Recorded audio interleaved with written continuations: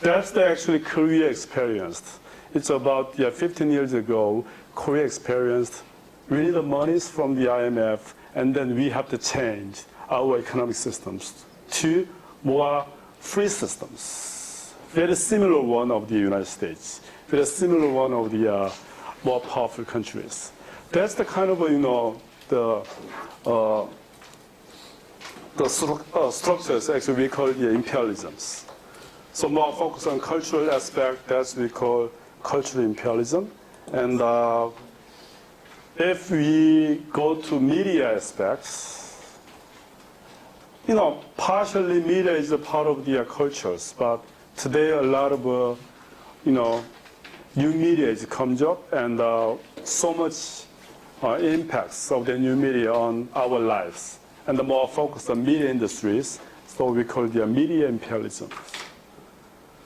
Media imperialisms. So let's see the definition. Just really brief definitions, and concentration of the mass media from larger nations like the United States and European countries as a significant variable in negatively affecting smaller countries, smaller nations. So more focus on negative effects, okay? So imperialism is always based on the anti-utopian perspectives, more negative aspects, and the more dark side of the impacts from the poor countries. So negative effect in smaller nations of the mass media and media technologies, especially provided by developed countries such as the United States and European countries. That's media imperialisms. You know what? I have one friend who is CEO of the Oracle Korea. So I heard that he makes a lot of money in Korea, especially providing programs, software programs. It's actually coming from the United States, Oracle. It's very multinational corporations.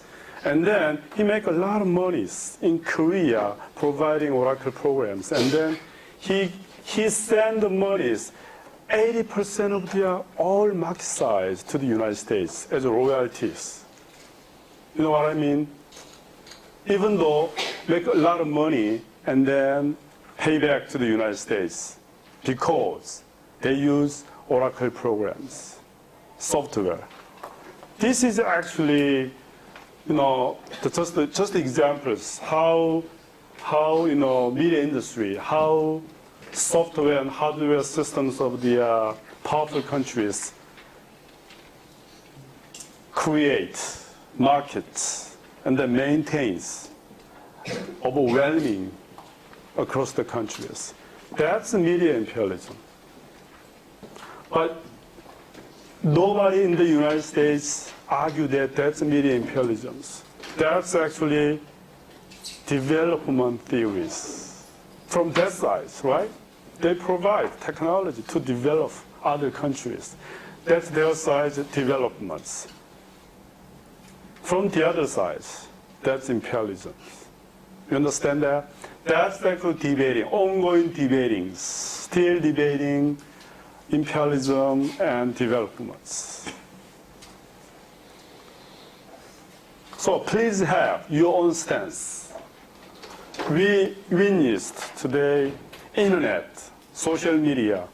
For example, Twitter is not a Korean-owned technologies, right? Facebooks. So we use the technology and new media imported from the other countries. We pay back a lot of money for using those kind of technologies. Is that the developments or is that the imperialisms? So I strongly suggest that you have to you have to understand both sides, and also you have to stand certain positions between two extremely positions, imperialism versus developments. That's the things, that's the key things we have to know from this class, media effect theories. Media imperialism, as you see, especially stressed the importance of the media. Cultural imperialism, more focused on cultural in general. Media imperialism, more focused on media themselves, media technologies. Okay, internet and social media and TV especially, television and the radio. Right after this, we'll talk about cultivation, right? That's actually impact of the TV. So media, that's keywords of the media imperialisms. So why importance? We have to know, right? We have to know, what's debating issues and what is the key problems in this area. Development theories, utopian, technological determinisms versus imperialism paradigm, and the anti-utopians, and the developing countries, perspective, right? So this kind of, issues we have to know. All right, any questions? Any questions regarding development theories versus imperialisms? Okay, very clear cut, right? Otherwise, let's moving on. Chapter 5. It's one of the theories from the chapter 5 is cultivation theories.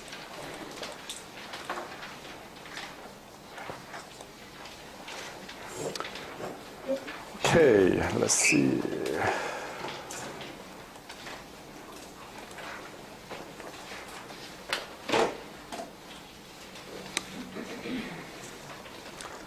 Okay, cultivation theories. What things do we have to remember? Its names, who coined the theories, George Governor. Okay? George Governor is very important scholar. As we remember the Maxwell Malcolm's, he suggested the agenda setting. George Governor actually created the concept of the cultivation.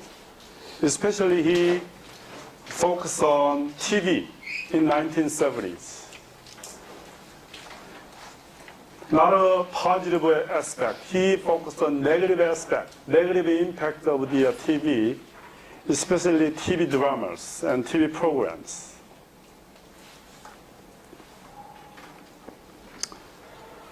This is actually, recover of the strong media effects.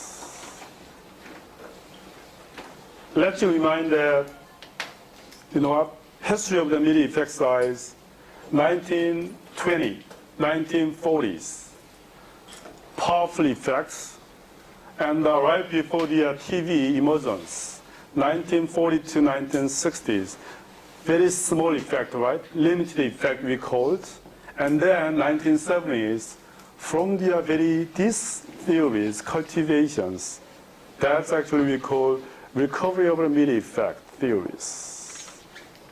From the limited effect to the powerful again with these theories. That's why this theory is very important in the history of media effect size. So strong media effect again in terms of the history. And this is another things we have to remember, historical trends between media and governments. I don't write memos. Actually, whenever we have a new media,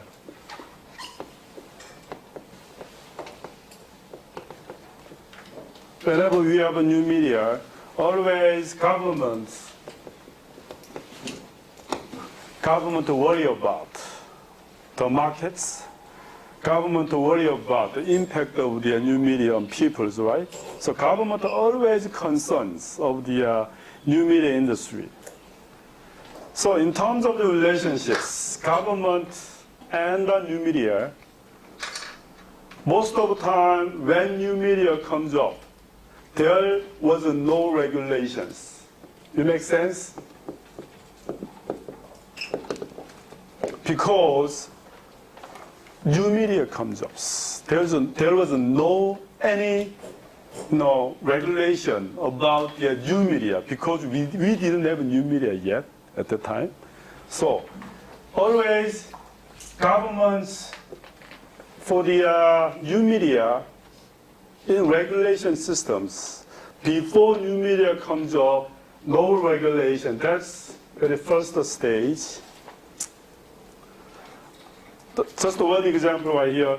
Before internet came to us, there was no regulation about internet. Make sense? Before the TV industry emerged, there was no regulation about TV. That's because there are no regulations. And then, in 1970s, TV became the dominant medium, and then governments worry about TV in 1970s, and then they tried to regulate. So we say regulations. Next stage is regulations. I don't think you all know the regulation, the meaning of the regulation, right? That's actually regulate means concerns, especially policies, these kind of things, regulations. That's more forceful concerns, regulations. And then, after very strict regulations, you know what? More regulations and less market developments. You understand that? If governments had more regulations, probably the markets becomes more precious and size of the markets became the less and less. That's, we say, the usual logics of the economics and logics of the regulation economics. Less regulations, probably free market systems and boomings. And then regulation started, and then the markets smaller and smaller. That's actually logics between the markets and the governments. So when lots of the regulation from governments, probably TV industries started smaller and smaller, right? And then they shut it. They criticize governments. TV industry criticize governments now. Hey, why you press so much? Why you regulate our industries? And the government accepts. And then we say deregulations. You know what I mean? Deregulation means less regulations. Deregulations. You know what? And the same thing is happening again. Now the same thing is happening again. Deregulations, and then TV industries started booming again. And then what happens? As the Georgia governors criticize, TV programs started to include a lot of sexual and entertaining contents. They don't care about the impact of the negative contents on children. They don't care about that, right? So governments worry again. Governments criticize TV industry and TV programs again. And then you know what means? Again, right? Re-regulations. You know what? This is actually cycles, like this way, from the no regulations, deregulations and the re-regulations. This is true between governments and new media industries. Right here, historical trends between media and governments. Probably right here, regulation stays. Regulation stays. Especially, this is behind stories. This is a huge project by the Georgia governors. Huge project by Georgia governors. He analyzed the impact of the TV programs on children's behaviors. And this is a huge project and spent so much money, but how he can afford millions and millions of dollars. U.S. government provided, U.S. government sponsored Georgia government projects to regulate TV industries. So U.S. government sponsors and the Georgia government projects about the impact of the TV programs on their children's behavior in 1970s, and then cultivation theories emerged.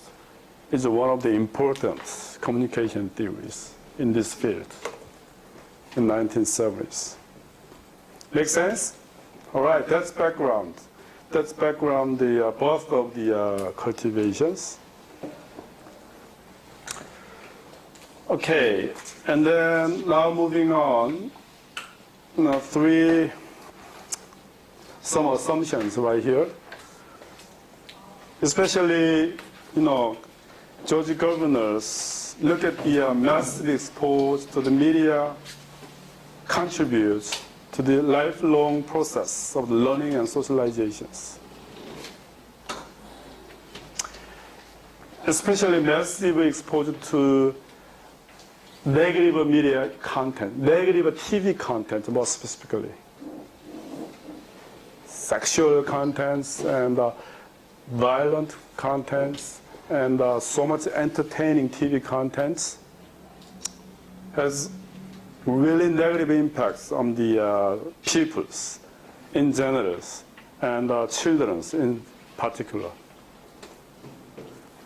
And cultivation theories right here, the media form the mainstream of the common symbolic environments that cultivate the most widely shared concepts of reality.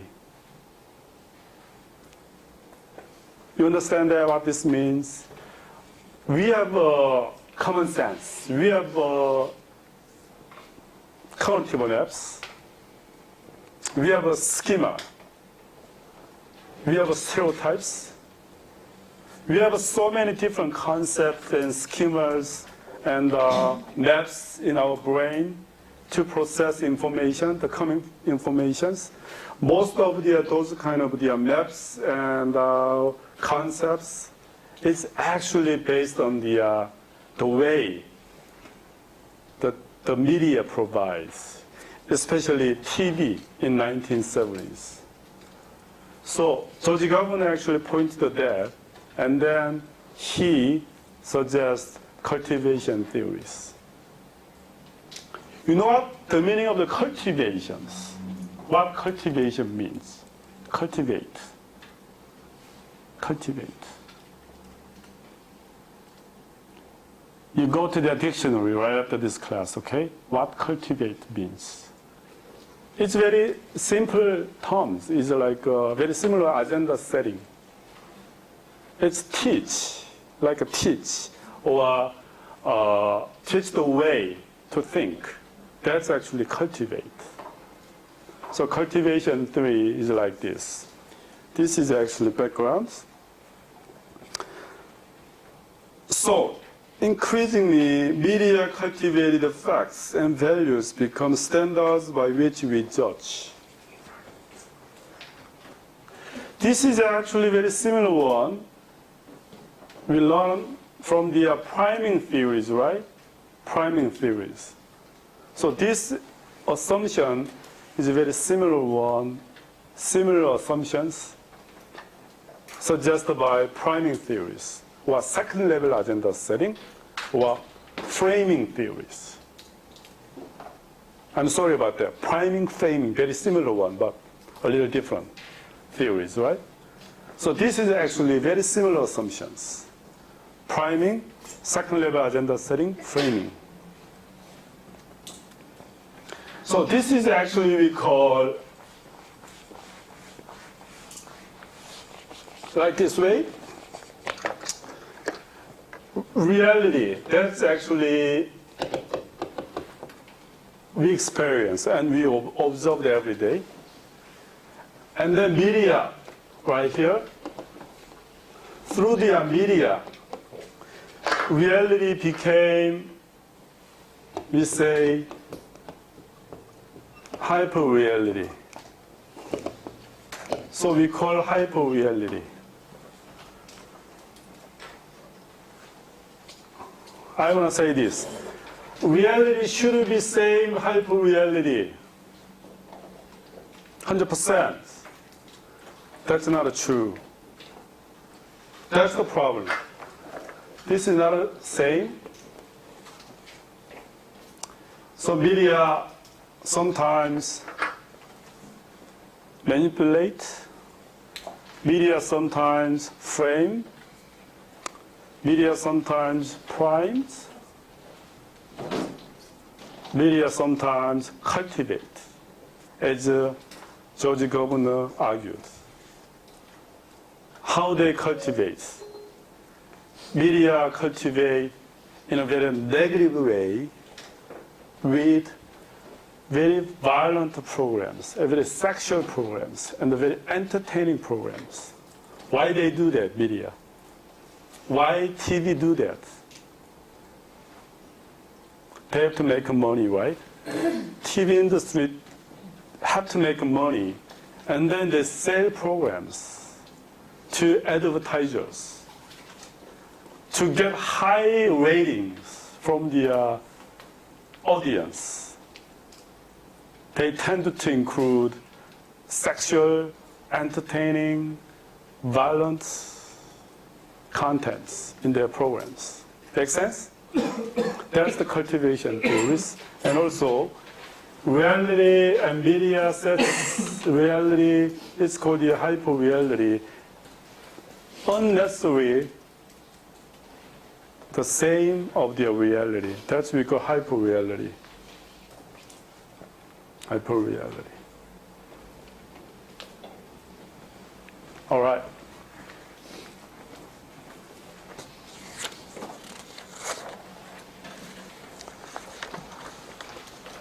Okay.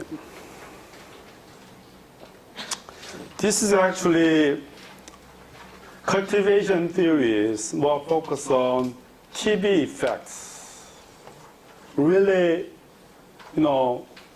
focus on the impact of the TV dramas and TV programs. So originated from concerns about TV violence effects and channels and genres TV provides very homogeneous and uniform contents saturated with violence and sex. This is still true today. So many TV channels and programs really try to include sex and sports and violence, right? That's actually right here. And then, now in terms of audience, people watch TV habitually, non-selectively. Unconditional acceptance of the media contents. And then there's a little rooms for active reflections, even resistance from the audience side. So this is actually assume that very passive role of the audience. It is true in today. This is actually 1970s.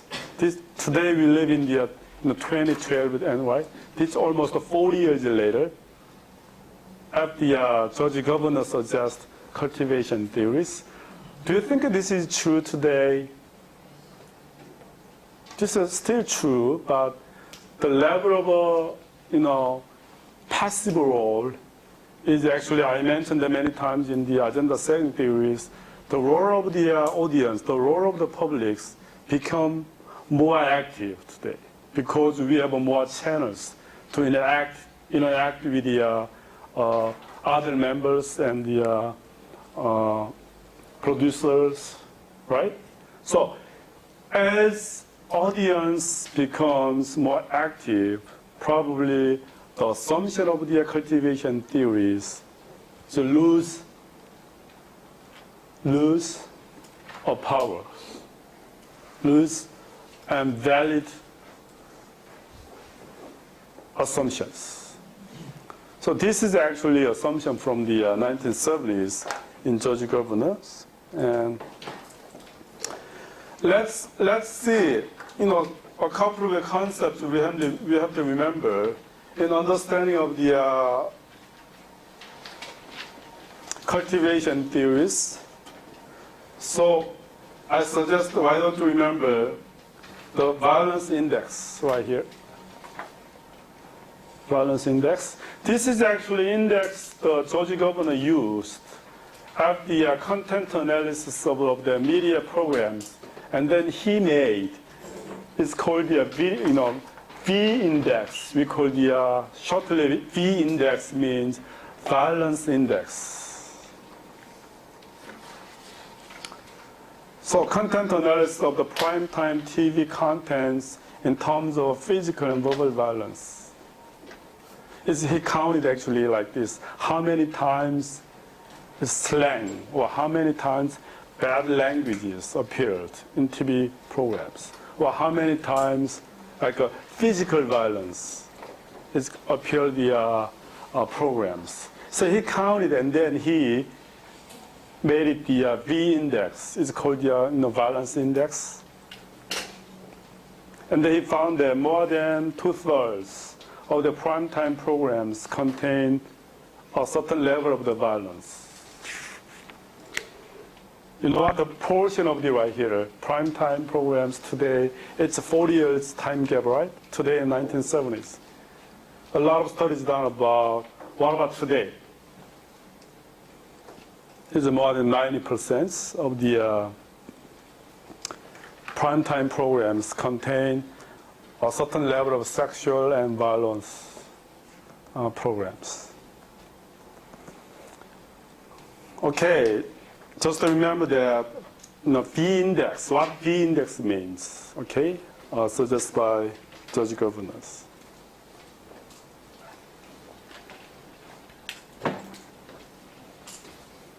You know what? V index in media contents, mean world index, and shortly NW index in audience size, V index in media size, NW index in audience size, and then he analyzed, Georgia governor analyzed the relationship between V index and MW index.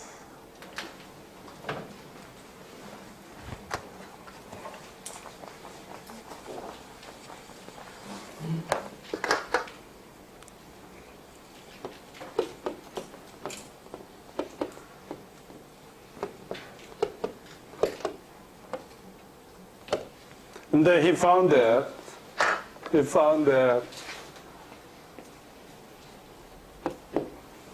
what this mean?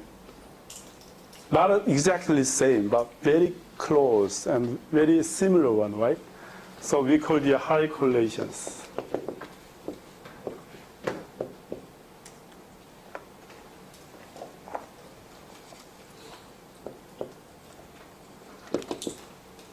High correlations. high correlations. High correlation means more V index, more NW index. Less V index, less NW index. This is really similar one agenda setting. But agenda setting is more focused on what issue, right? But agenda setting, priming, framing, cultivation, all theories is actually assume the powerful effect of the media. But in terms of the assumption, a little difference. Agenda setting more focused on what issues, framing, examine how issues portrayed in media, right? And the priming, media contents influence of the audience judgment of certain issue on selected issues. That's priming. Cultivation is right here. Media provide really almost the same, very similar behavior. It's portrayed in the media. It's called the cultivations. So right here, very high correlations. That's things. And then, the secondly, Judge Governor, look at the, this is very important right here. Heavy viewers versus light viewers. He compared two groups. Okay, I have a little questions right here. In terms of a number of hours to watch TV a day, per day, okay? I don't know how many of you watch more than 1 hour TV per day. Hey, come on. I know you watch, most of you watch more than 1 hour, but why are you hesitant in raising hands? 1 hour. Okay, come on. Yeah, more students raise hand. So you are heavy viewer. Okay, less than 1 hour. Okay, you are light viewers, okay? George Governor actually divide two groups, heavy viewers and the light viewers. And then he analyzed NW index, mean world index. And then he found that some difference. Even though they watch the same TV programs, heavy viewers and light viewers have a different perceptions. That's why TV is idiot box, right? Idiot box. You know, TV is so much impacts. Unprecedented impacts, actually. So, heavy viewers versus light viewers. And then found that heavy viewers has more serious problems in their perception of the reality. They perceived our world is more dangerous than the real world because so much violent program in TV, and then they perceive how this world is so dangerous. And then they asking the questions like this. Hey, I give you one question, and same questions between heavy viewers and light viewers. Same questions. What questions? How many people died as victims from the crimes? How many people died in Seoul City? In Seoul City. I asking these same questions to heavy viewers and light viewers. According to cultivation theories, according to George Governor, probably the answers of the heavy viewer groups, it's more numbers than answers of the light viewer groups. You make sense what that means? Heavy viewers perceive the world we live is more dangerous. And then they estimate they overestimate the index of the dangerous. For example, number of deaths, number of crimes. Yeah, go ahead. And which one of the groups comes the closest to the real number of crimes? That's hyper-reality, I said that. Nobody knows that. But it's hard to, both is overestimate. So under Because they watch the TV, right? Both groups overestimate, but that's more than real numbers. But heavy view is much more overestimate, and light view is middle of the between heavy and the real numbers. That's very, overestimation of the dangerous, actually, that one. That's different things, right? Heavy view and light viewers. Right, yeah. Heavy viewers are more likely to perceive the world as a mean and the few place to live.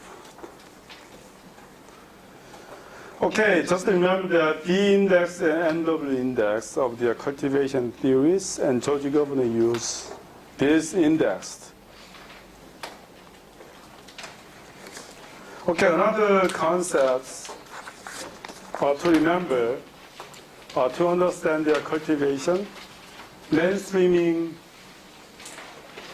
and resonance. Mainstreaming and resonance. So what that means, mainstreamings, media create dominant sets of the attitude, beliefs, and values across different segments of the people in a society.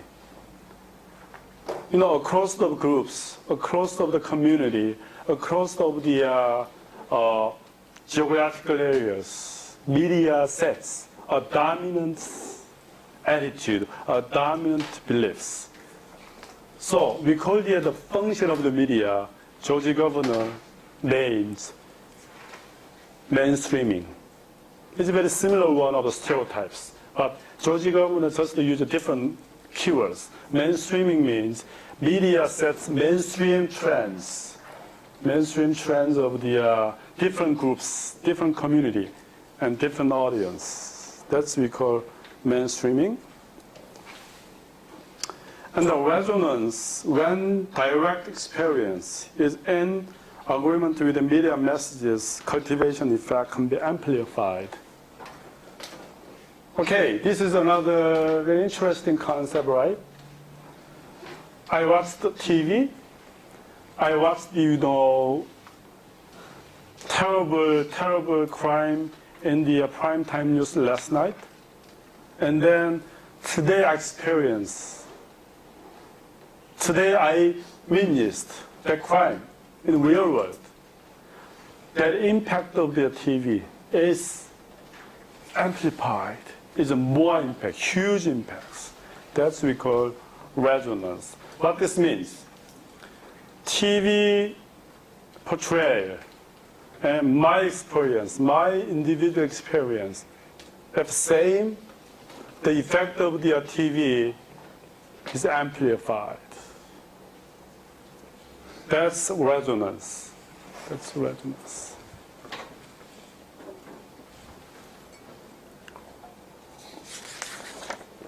Okay, any questions? Any questions about cultivation? Okay. I don't think I got what resonance. Resonance? Yeah. Okay. Most of the things actually we got from the media, right? You know what? Among the knowledge we know, it's more than 95% of the knowledge from the media. Only 5% of our knowledge actually we directly experience. So we got the knowledge, 5% of the knowledge from our experience. The rest of the 95% actually from the media. In that case, I got the information from media, and then I experience directly the same contents, same things media provided. I experience the same thing in the real world. That's the effect of the media. It's become more than the real impact of the media. Okay, makes sense? That's a resonance. That's actually media impact of the media doubles or triples when match the audience experience directly. That's actual resonance. That's actual resonance. Any other questions? All right. Does it make the size of the impact smaller, or does it matter if Larger. If students comes first, rather than watching the video? Oh, that's actually a very interesting question, but not final answers for that questions. I don't know. Probably, yeah, that should be different. Individual experience first, and then TV, or TV and then individual experience. Whatever, what orders, whatever, to amplify actually the effect of the media, especially George Governor, suggests that. But I think it's a very interesting question. Just compare the size of the impact. Very interesting one, right? Okay, guys, that's actually cultivations.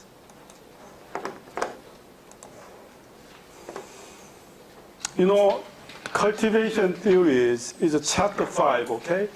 Chapter 5. So I'm not reading chapter 5 to teach of their cultivation. Please read chapter 5, cultivation and knowledge gap hypothesis, knowledge gap theories, right here.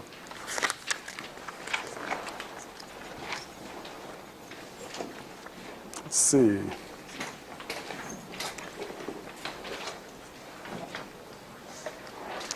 Please read page number, right here, 159. Page number 159 is actually pages for the knowledge gap hypothesis. So please read that, those pages before come to the Wednesday class. I'll teach you knowledge gap on Wednesday, okay?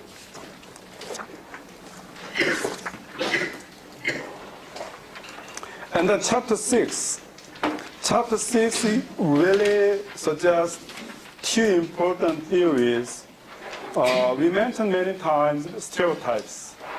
I mentioned many times about media stereotypes, but chapter 6 gives you really detailed description about stereotypes.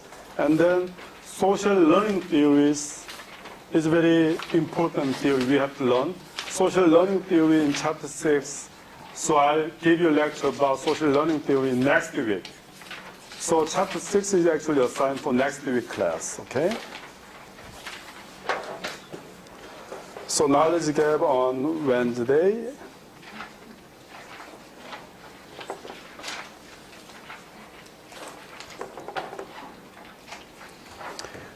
Another lecture notes for today, you all have this one, right? A little notes, 2 pages notes right here.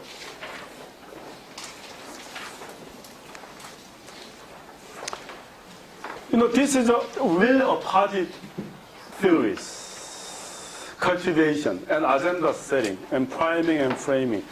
Most of the effect theory is based on, yes, there is an impact of the media, right? So most of the time, a lot of theories assume that certain level of the impact of the media.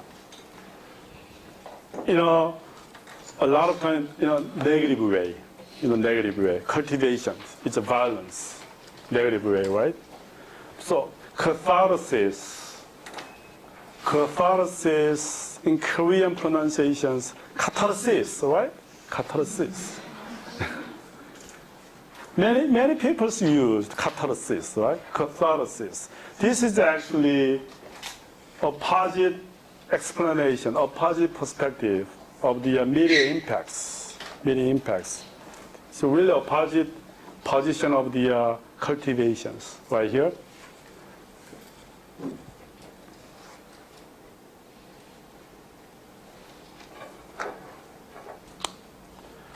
You know what? Modeling hypothesis means more negative impact of the media, especially audience audience follow or perceive the way the media portrayed in their contents. So modeling hypothesis means, this is not a theory, okay? This is a hypothesis means just a perspective, not theories. And social learning approaches. So children learn by observing their morals, the behavior of others. It's the same assumption of the cultivation. And predictions. TV violence leads to an increase in aggressive behavior. This is really cultivation theories, right?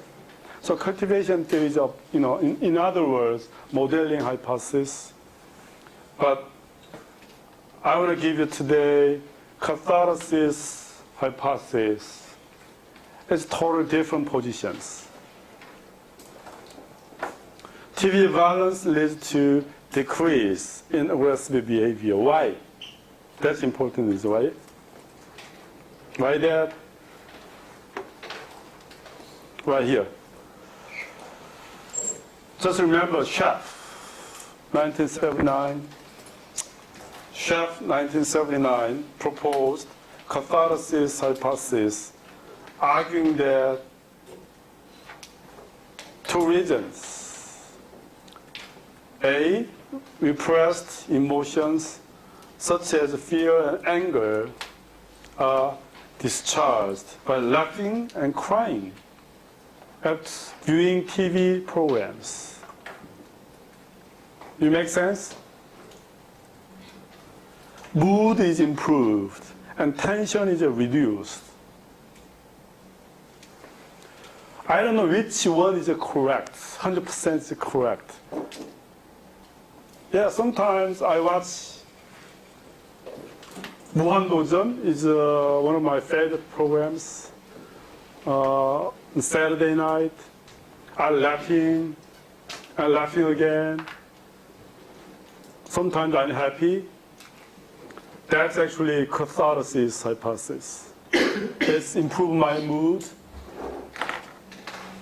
And in the other ways, copy crimes, after watching primetime news, and terrible news and violence, sin, and then people tended to copy. People tended to learn how to kill people using knives. So that's actually cultivations. Catharsis, the other side. That's like a decrease in anger and decrease in aggressive behavior because my stress is down after watching TV programs. That's actually catharsis approach, okay? But this is actually not theories, more hypothesis. Not many studies actually support these approaches. Cultivation is more dominant theories than the catharsis.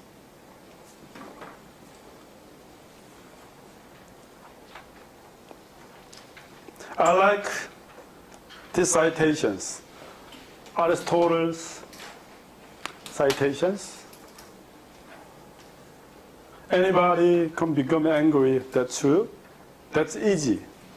But to be angry with right persons, to the right degree, at the right time, for the right purpose, at the right way, that's hard. That's really hard.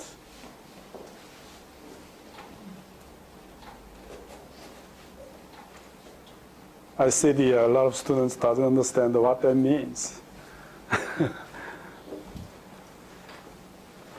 Okay, think about that. Why I cited this one to understand to teach catharsis. Okay? Any questions? Very simple one, right? Catharsis is a opposite stance of the cultivation. No questions? All right.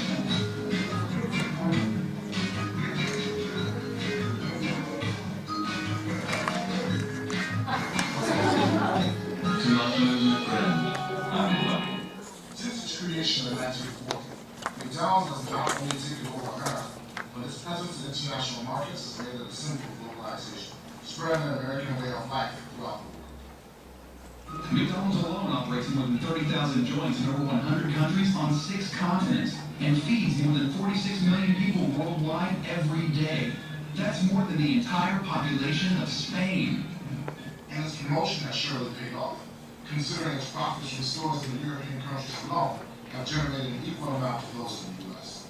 The company has achieved this by presenting itself in a fashion that is very similar to the way it appears in American media. Big Mac. ¿Cómo vuole sandwich? Sandwich. ¿Cómo?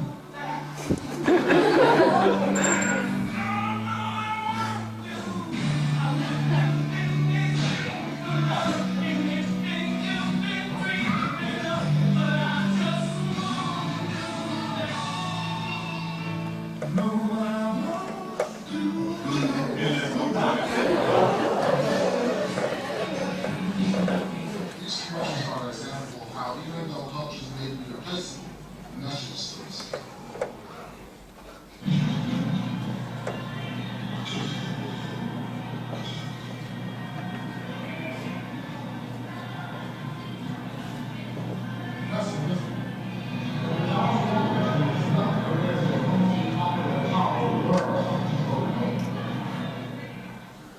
I'd like to buy the world a home and furnish it with love.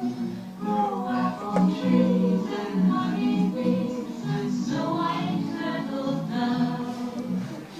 First coined in 1949, the term Coca-Colonization stands for America's attempt to steer third world countries away from the looming communist threat during the Cold War.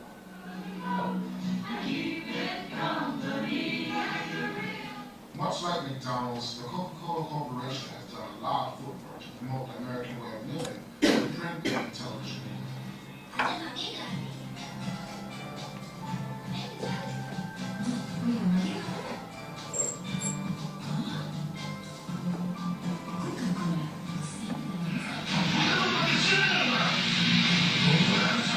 International markets are key drivers for Coke's revenue. Some 72% of Coke beverages are sold outside of North America, and most of that is achieved by selling products not under the Coke name. McDonaldization and Coca-Colonization will be established promoters in culture imperialism. The rule of the game is the ever-expanding empire of Starbucks Coke.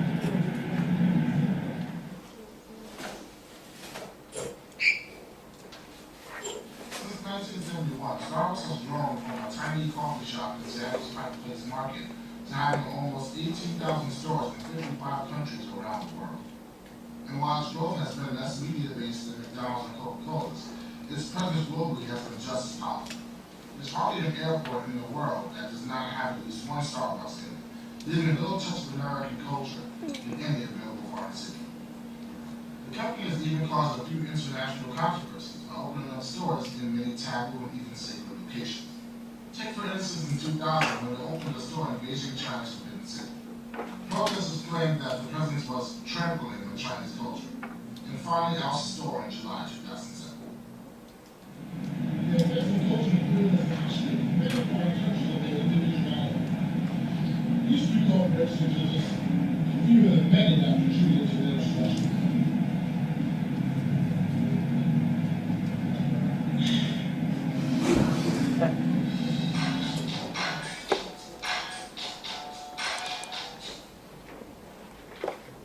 And that's what the global trade is really about, who gets to use whose resources from all around the world. You see, the decimation that kind of agenda creates for the people and the cultures. And that's another part that I think they just ignore. That's another part of the interrelated that I keep coming back to. We therefore, I think, what kinds of cultural losses we're suffering. We're not just suffering losses in terms of soil degradation, in terms of people from the land, in terms of water quality. We're suffering a very acute cultural loss. As we move to monocultures, I'm not talking just wheat fields now, I'm talking about monocultures in terms of urban, global, McDonald culture.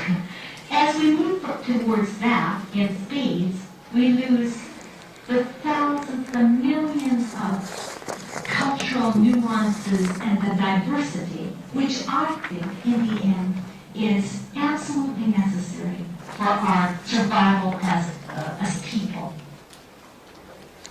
Okay, I just pass around the attendance sheet. So let's watch the another video clips to waiting to write your names, okay, on the seats.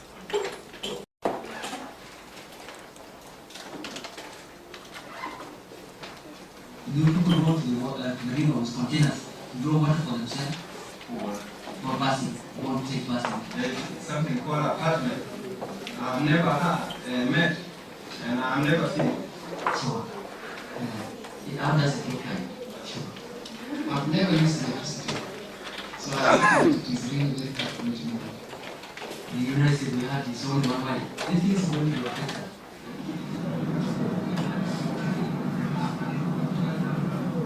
The food we got in the plan was not very good as what we used to be eaten in Sierra.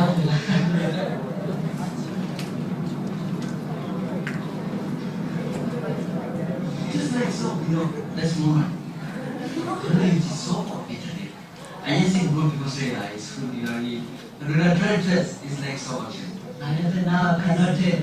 Is that meat? Is that meat? Is that ghee? I cannot tell.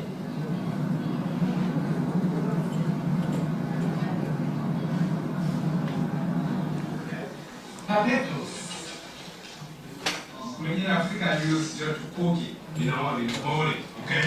Here, there's different, no, here they make it in different way. They call it chips, they slice it, they fry it, and they put it in the bag, okay?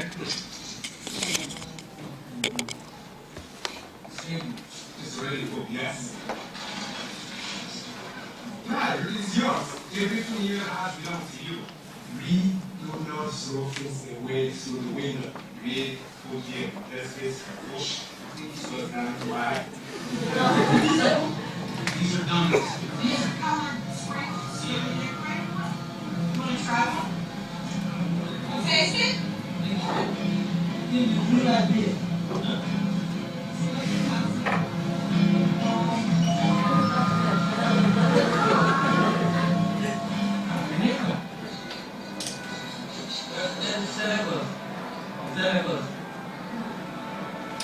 And how does it connected with the rest of Jesus Christ? I think many of us have so many questions to ask, but I think we have few people to answer.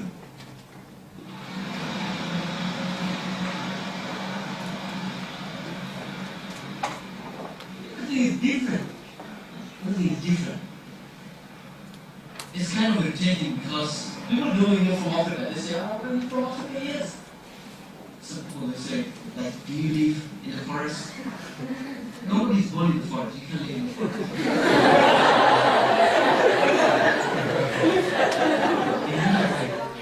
People are not friends. You can find somebody walking in the street like Zembro, don't even talk, You cannot go to the house of someone who you don't know, though you are all Americans. Call the police, why did this guy come to my house? I don't know him. But in Sudan, they can ask you, are you new to this place? They can ask you. You say, I'm new to this place, they can show you. You can even talk to them. It is important to ask them, how do people work in this area? How do people feel when you ask somebody, now are you showing your way? How do you feel? That's different, you cannot even ask it, because these are different people.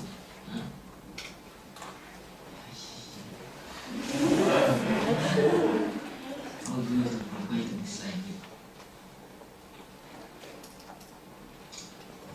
Let's see.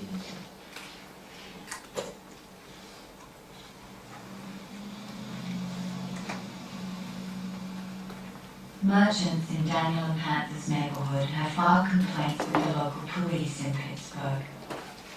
They feel intimidated by the boys entering their stores in large numbers. So a meeting was called to advise the boys not to travel in groups.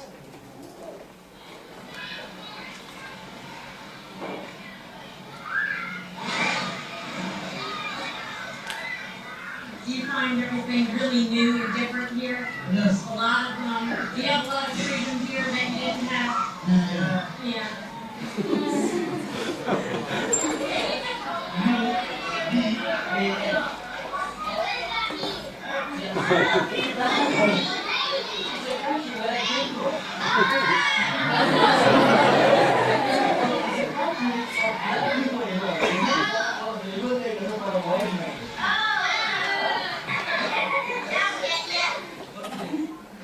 Okay, 시연.